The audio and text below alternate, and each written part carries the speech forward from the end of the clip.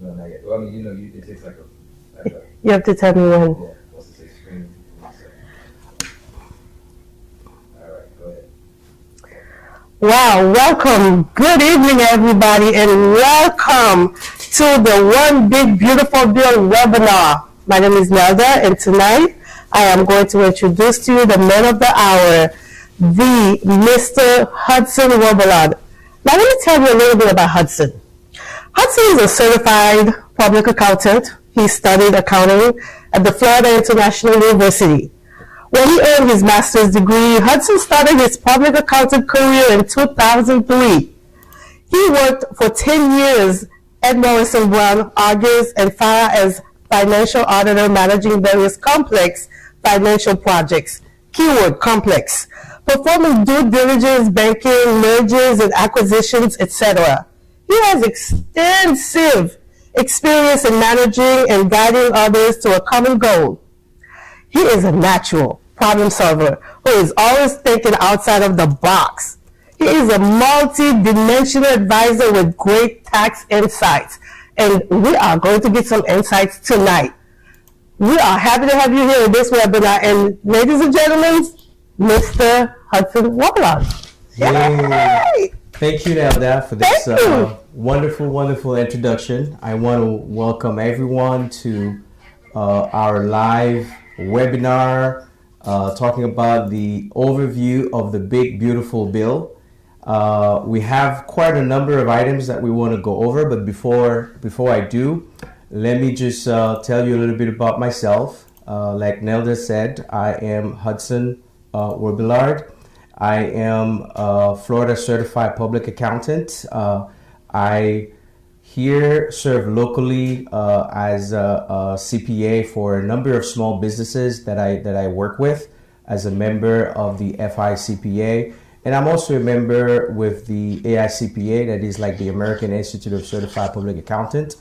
I am pretty much a local brand when it comes to education. A lot of people don't know that I went to Miami-Dade Community College early on, and then I transferred to Florida International University, where I did my master's in accounting. From there, I moved on to work with Morrison Brown, Argus, and Farah for about 10 years.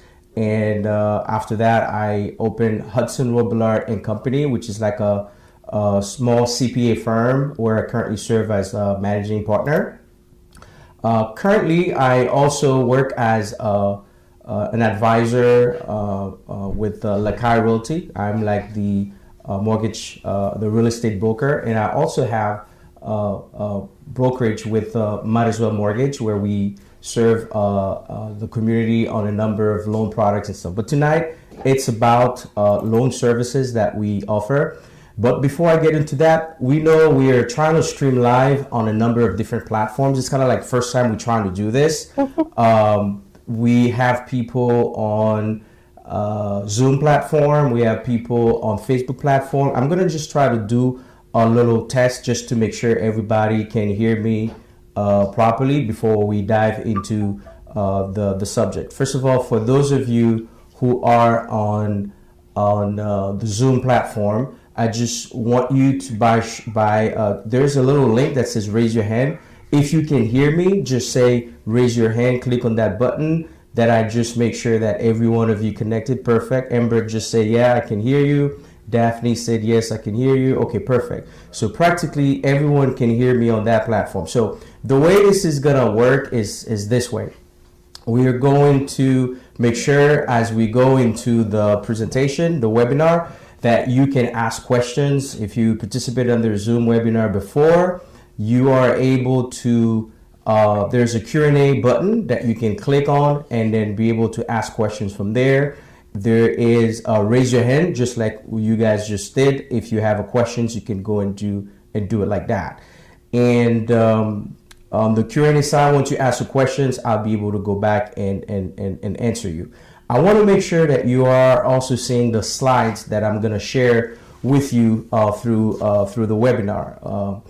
Right now, I'm going to go ahead and share the slide, and I just want to make sure you raise your hand if you're able to see the screen. Let me see. Boop, boop. say share. We want to make sure that it is sharing. It looks like, can you guys see the slides that I'm sharing? Maybe not. You can see is it me that you're seeing, or are you seeing the slide? I just want to make sure that you can see the PowerPoint on Zoom. It's a little difficult that we're trying this. Okay, let me stop it here. Okay, I'm gonna try to bring it back up. Oh. Okay. Share. Click share. Okay. All right. What about now? Everyone can see that? I'm assuming yes. Okay. So let's just keep this moving to the next screen. So let me make sure that all these equipments work, because again, it's first time we're trying to make this work like that, but it looks like, oops.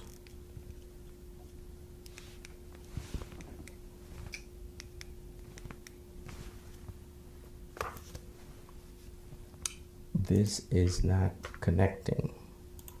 Let me just try to do this one more. Share. Okay, from the beginning. Perfect. Let me see if this one worked. Perfect. All right. So I talked a little bit already about me, the presenter. We already did that. Now, some housekeeping item. Right now, we're basically streaming live from our new office, Matterswell Corporation, which is a holding company that has joint venture with a number of different other companies and provide services in the area of financial services, real estate and mortgage. Our current location, 773 Northwest 111th Street, Miami, Florida 33168. Our office address, 786-655-6226. And we have a number of different websites that you can connect with us for different services that we provide. HUDSON for your tax and other advisory services. We have MatterswellMortgage.com for all of your mortgage needs, as well as LakaiRealtyGroups.com. So working with clients, as we put this webinar together, I know there were a number of clients that were saying that they did not know how to connect with us on something because it's been so long since we shared some information. We do have an online client portal that you can connect to very easily through Hudson ROBILLARD CPA. That's our online client portal that you can get access to do whatever you want to do. And also, if you want to do like online loan applications and stuff, you can always do that online through MatterswellMortgage.com. Right now, as we are streaming through our Matterswell Media Network, that's our YouTube channel. That's one of the social media. Like if you look at on Facebook or maybe Instagram, that's what you're gonna see. And we are practically sharing this under those different platforms. In case you're not able to connect through Zoom, then you may be able to connect through Facebook and these other different platforms, Facebook, TikTok, and Instagram.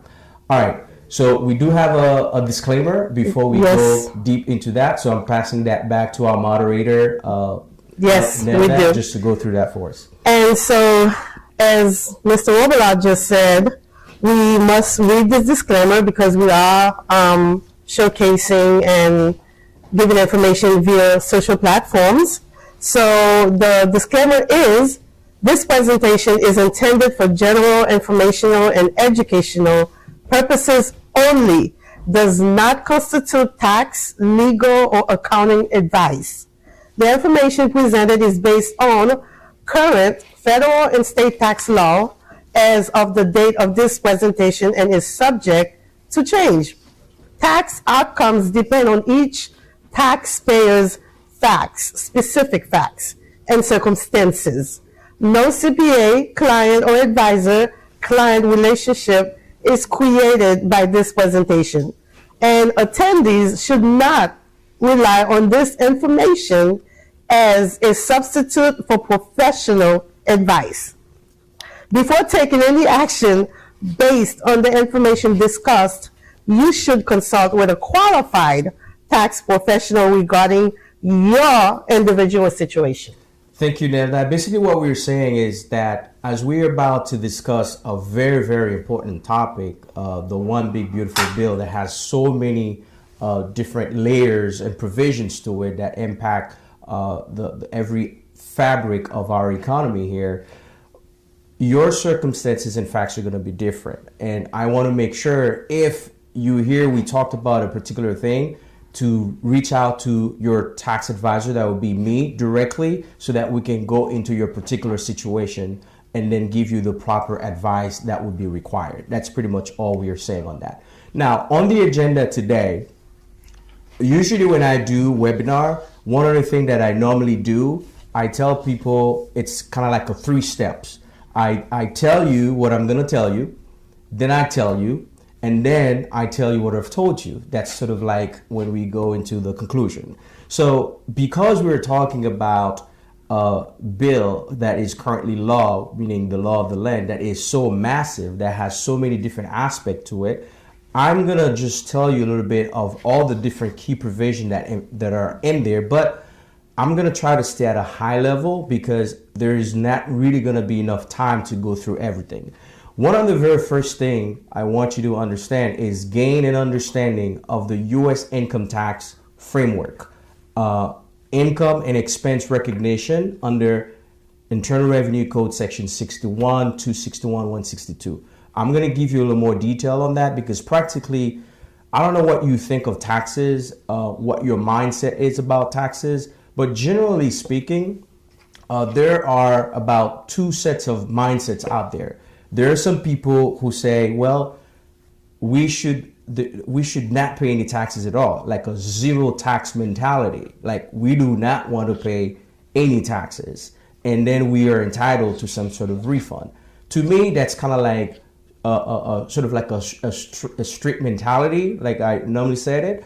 But there is also a professional mentality. As a U.S. taxpayer, you should always think about, how do I maximize my tax benefit and how do I minimize my tax liability, which is part of what I'm going to try to show you through understanding the U.S. income tax framework through these codes and knowing what it is that you need to do.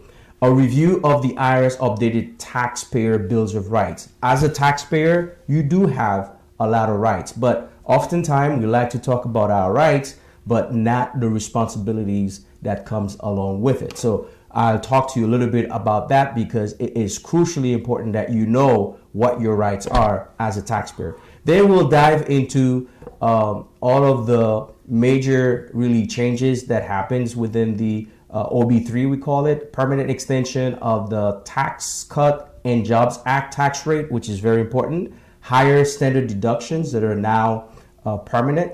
Elimination of permanent personal exemptions. Extra deductions for seniors. No tax on tips. And I know a lot of people had questions on that. How does that apply for me? Especially people that works in restaurant, people that work in any place where they work, and what they get usually is tips, right? So you want to know how those tips are recognized and what is excluded and what amount that is. We'll talk a little bit about that. No taxes on overtime. I know a lot of us work overtime, right? Many of us do. So we want to know, how does that apply? And with this overtime, no tax on overtime, is it for everybody? What are the limitations? What are the requirements? What are the eligibility? So we want to make sure that you have an understanding on that.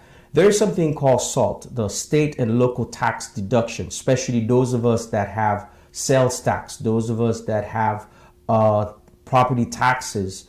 We'll talk a little bit about the increase in those deductions and how this will impact your personal income tax.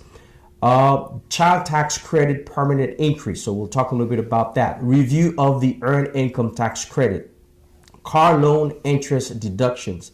I know a lot of us want to know about that because I remember a few years ago we had that, but they took it away. But they're bringing it back. Car loan interest deductions. We'll talk about that a little bit.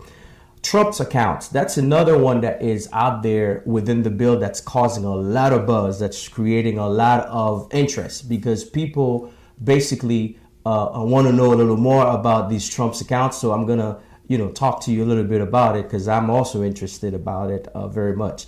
Changes to estate gift tax exemptions, corporate tax rate. Now, for people that have businesses that are like C corporations that deal with filing their taxes all the time the right way and stuff, you want to know about what are some of the key provisions that impact your business. We'll talk a little bit about that. Permanent pass-through qualified business income deductions.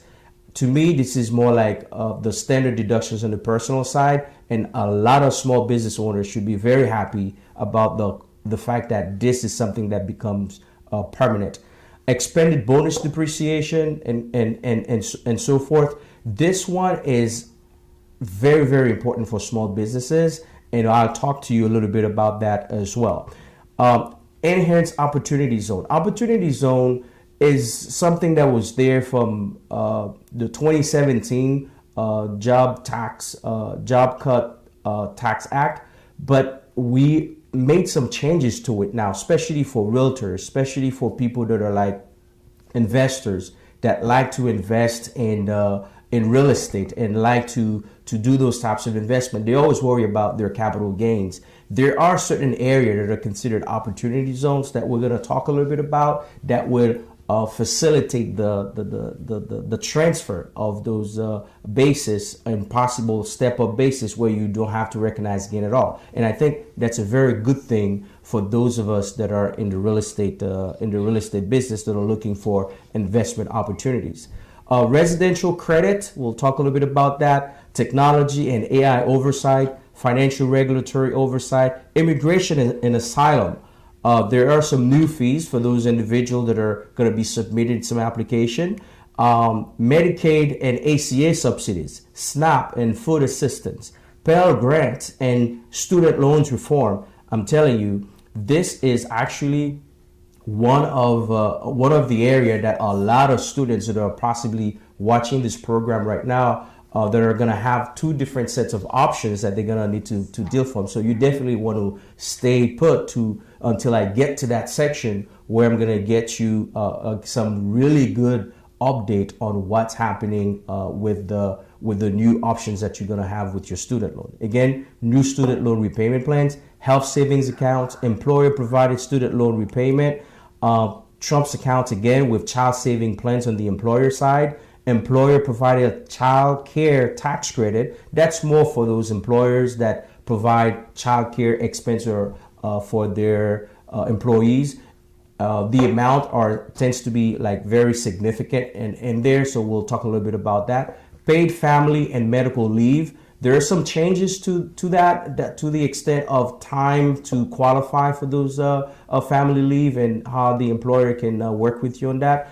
So we'll talk a little bit about that. Elimination of certain fringe benefits, defense and national security changes, rural and healthcare support, etc. Let me tell you, this one big beautiful bill definitely has a lot of provisions to it. And I just named a few of them just so you are aware they're there. But I'm going to focus on things that matters to you most as an individual taxpayer from a personal standpoint, from a business standpoint, and just touched upon some of the key part of it as well as I go on. But I will try to make it interesting for you guys that are watching that needs to know more on the personal side. So I don't know, Nelda, if you checking to see if there are any questions yet or anyone who want to say anything, but I'm just going to continue to talk a little bit about the taxpayer bills of rights. The taxpayer bills of rights, practically the Internal Revenue Services has adopted about 10 fundamental rights, but along with that, I tagged along what we call the responsibility. If there are rights, there's also responsibility. You're watching this program, and I want you to be informed. And these are basically the 10 rights that you believe that you know you have. The rights to be informed, the right to quality service. What is the right to quality service, Neta?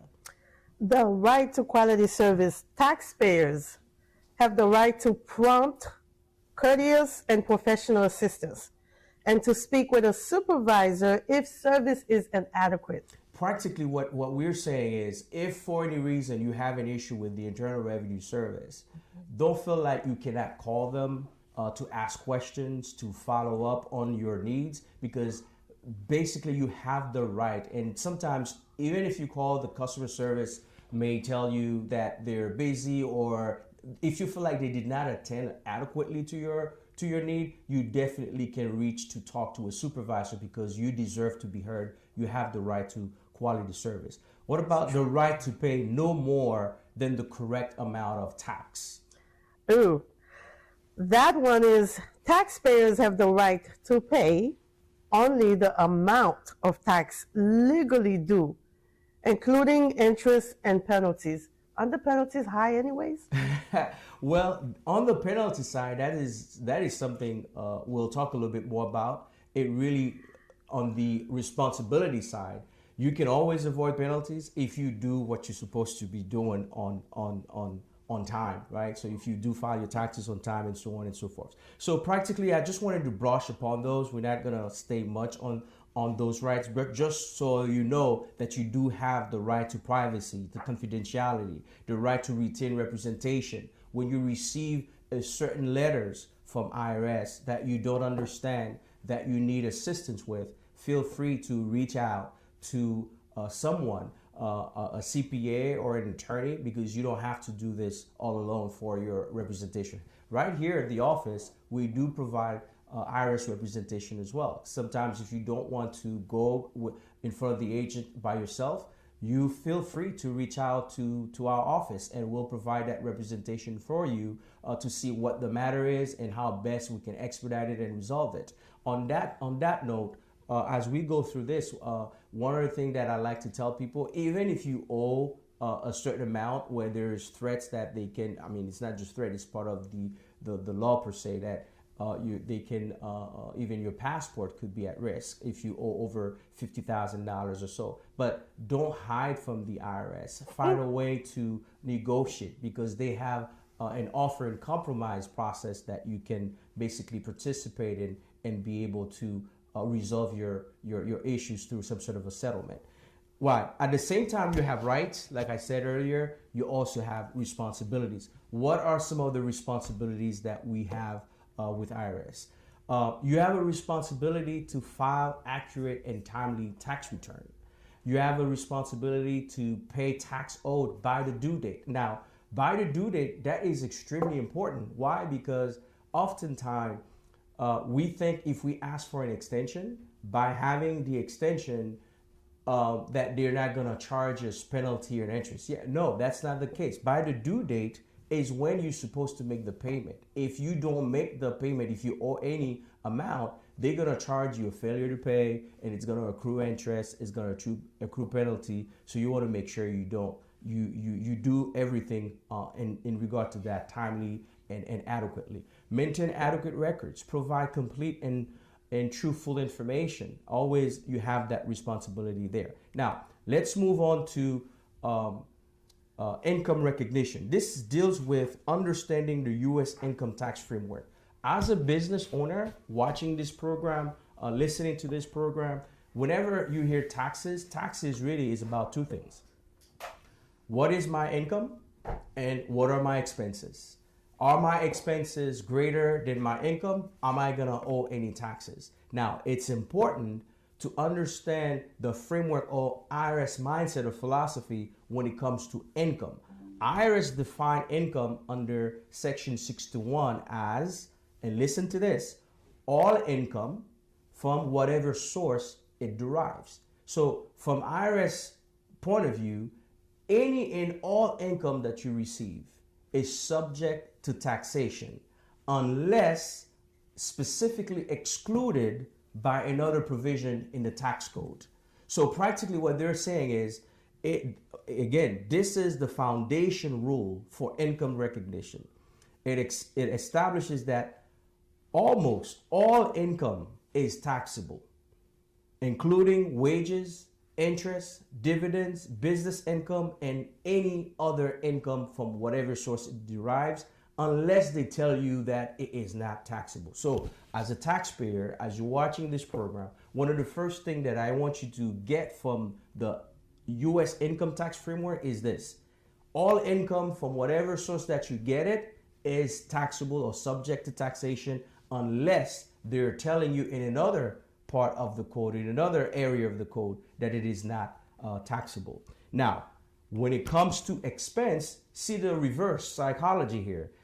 Under IRS section 263, it says expenses are not deductible unless specifically allowed by the Internal Revenue. So automatically they're telling you all income that's coming is taxable, but expenses are not, unless they're telling you that it is. That's just, again, the framework of how it works. The primary provision that governs this principle is under IRC section 261, which state in effect, no deductions are allowed unless expressly provided for by the Internal Revenue Code.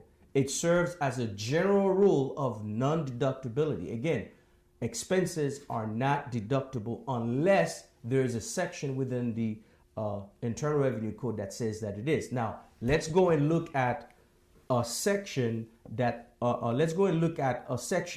basically says that it is allowed.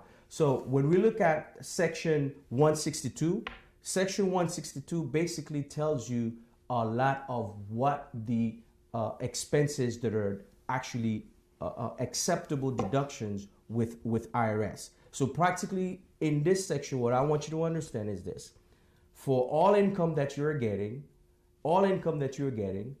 they're deemed taxable. But when it comes to expenses, they're deemed not deductible unless there is a section that tells you that it is.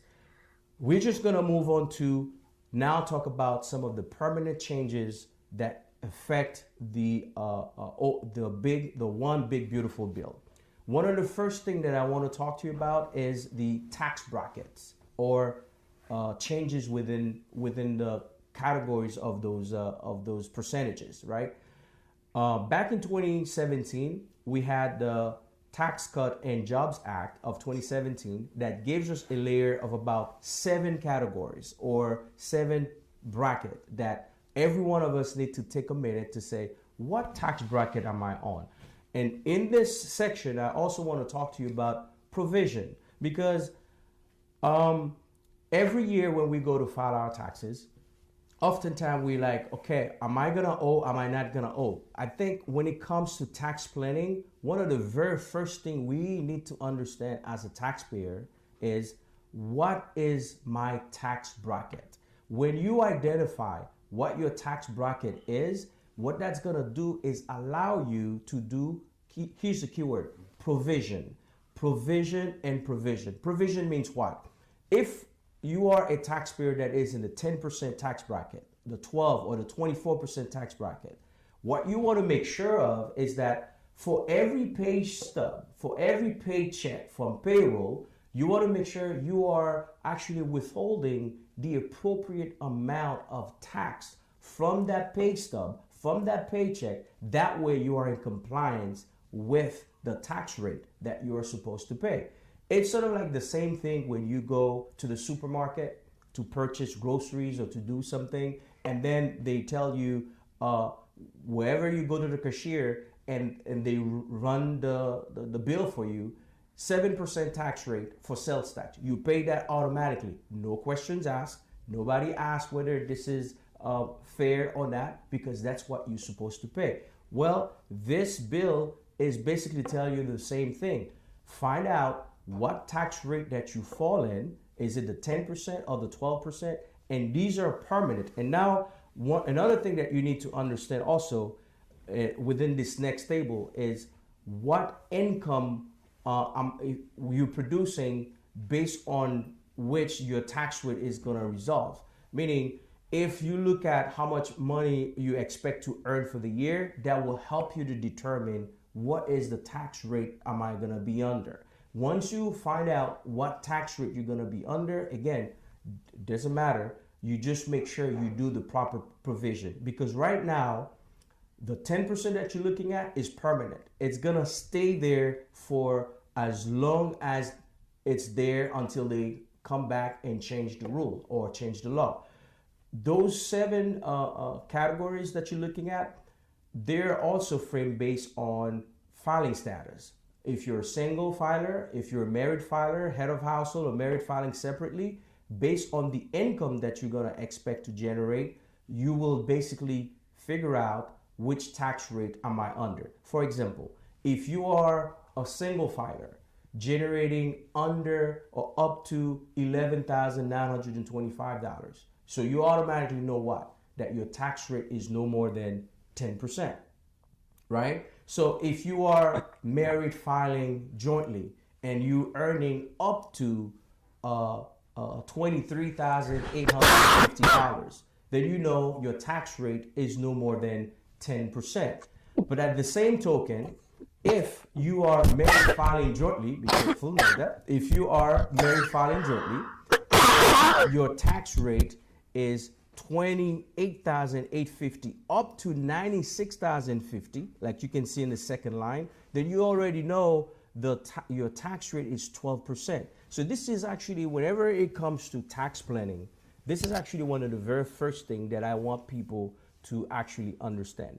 What is my tax rate and how much am I supposed to do provision for every pay period?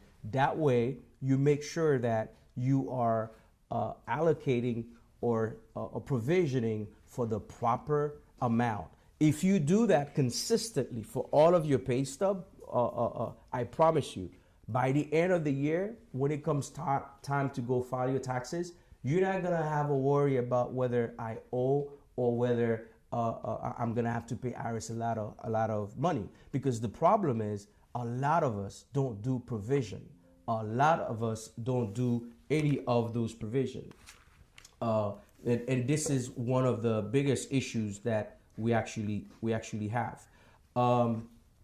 If, for example, you are in the 35% bracket and you are a single filer, so your income between $250,000 up to $626,000, you know you're gonna be paying a hefty tax from that sense. So I wanted to make sure I beat up this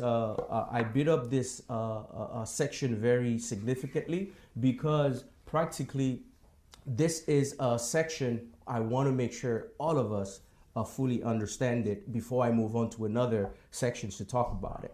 Okay, so let me just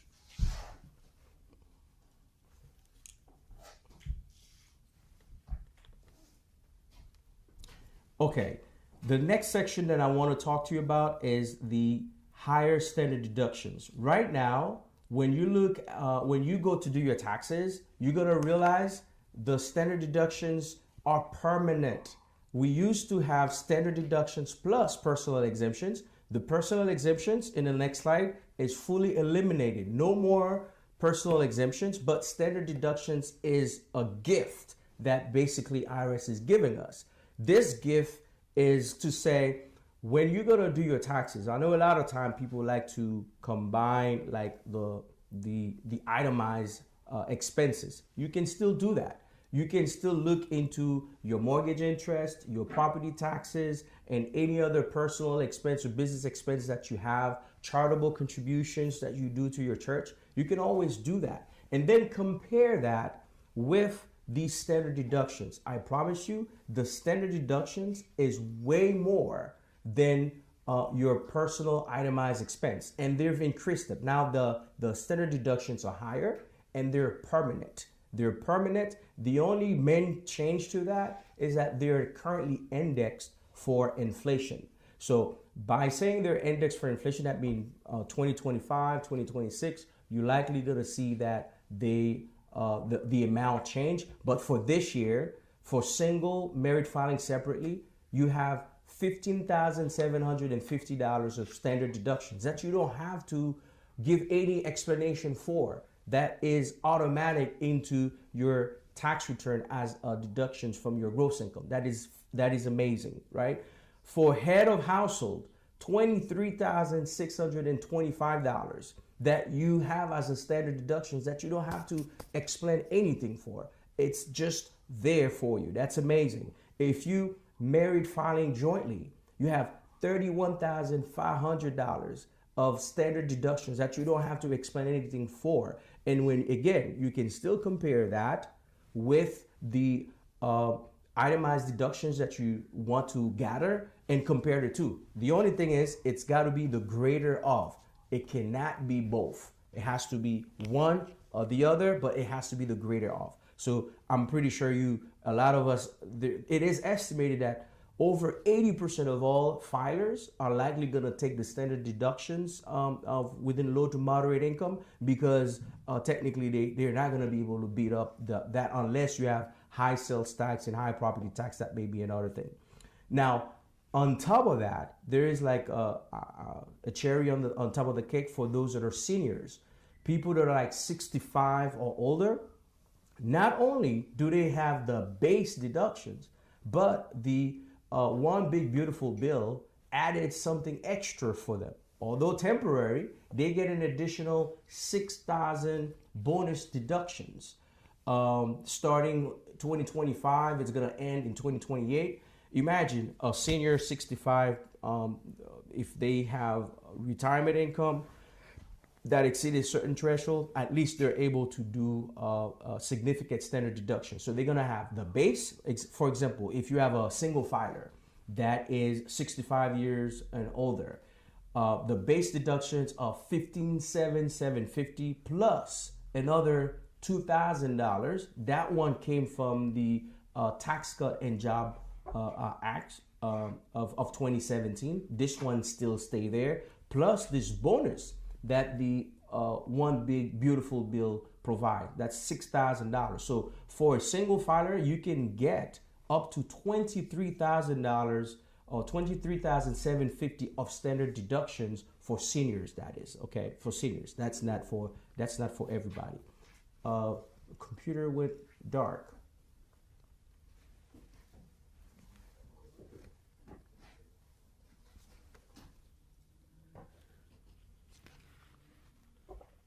It's the battery.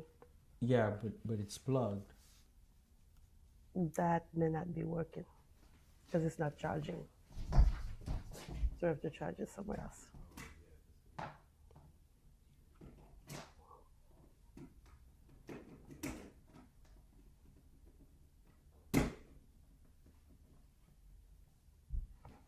You want to use my laptop? Yeah, let me get yours. Will I give this to him for me, please? And you could see what my Zoom was saying. What your Zoom saying? All right, the computer just went dark. I don't know what happened with this one, but it's gonna take a minute to switch everything to this because everything was on there. Hold on to this. If it's gonna take too long, Yeah. you want to just Stop. reschedule it? No, we're still going. You can pause it. Or while you work on it, you want me to just read some of these?